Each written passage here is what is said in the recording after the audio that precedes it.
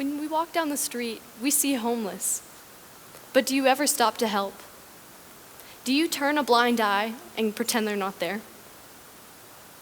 Do you really ever stop to help?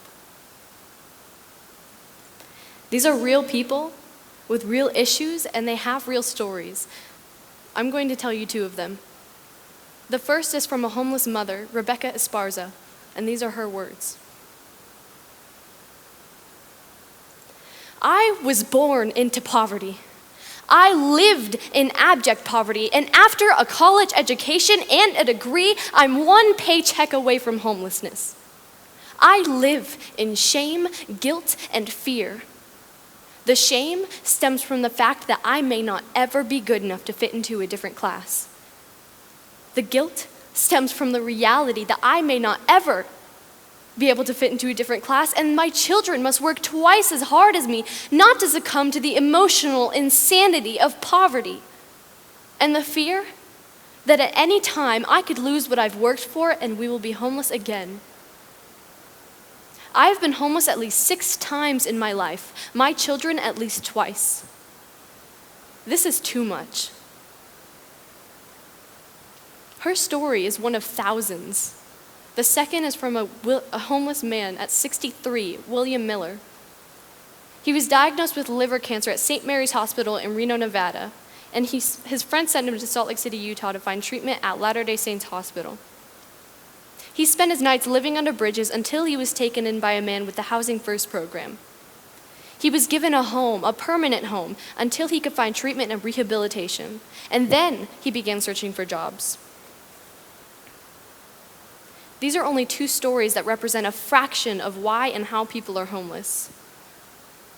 To better understand homelessness, you should know the 4 types of homelessness.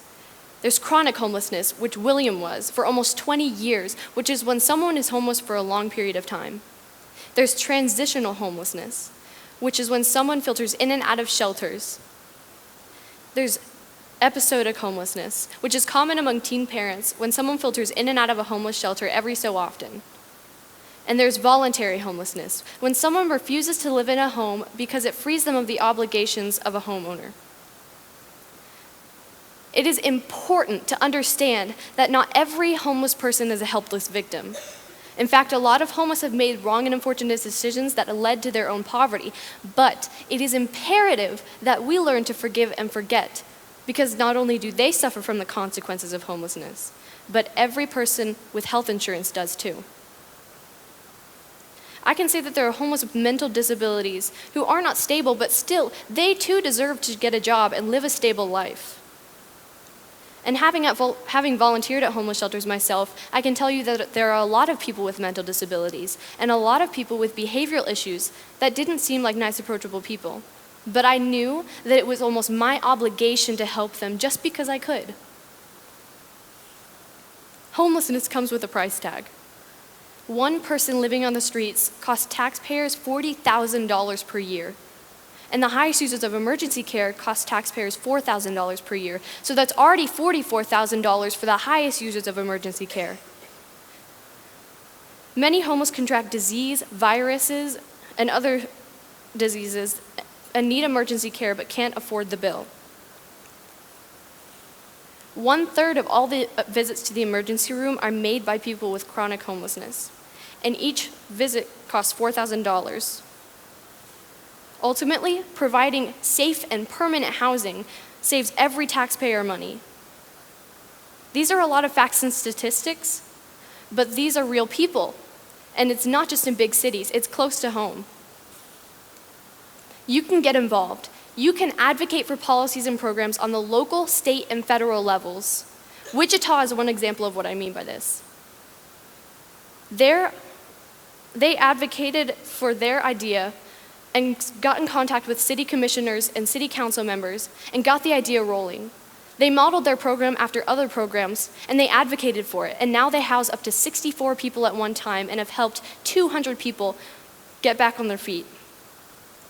This one is obvious. Everyone's always asking for your money, but you can donate. Give your 10% to the community, and it comes back. You can volunteer. This is definitely the most fun. Anyone can volunteer. There are a lot of shelters in the KC area and anywhere else you live, and it's so easy to start volunteering and get involved. Housing First is a homeless assistance approach that prioritizes in providing permanent housing to homeless. It serves as a platform for which they can pursue personal goals and live a stable life. There's also the program that Rebecca got involved with, the Family Promise Program. This program's mission statement on their website, familypromise.org, stated that our mission is to help homeless and low-income families achieve sustainable independence through a community-based response. These approaches are guided by the belief that people need basic necessities like food and a place to live before attending to anything less critical, like getting a job, budgeting properly. One question that I hear is, why can't the homeless just get a job? There are people with mental disabilities who have to go through so much paperwork just to get filed for a mental disability, and a lot of times they're vetoed and they have to start the process over, and it takes years. William and Rebecca were homeless but received help, and they couldn't have done it with the help of normal people. There is hope in every situation that everything will be resolved. We can all lend a helping hand to make it easy for anyone to receive help and get a home. Thank you.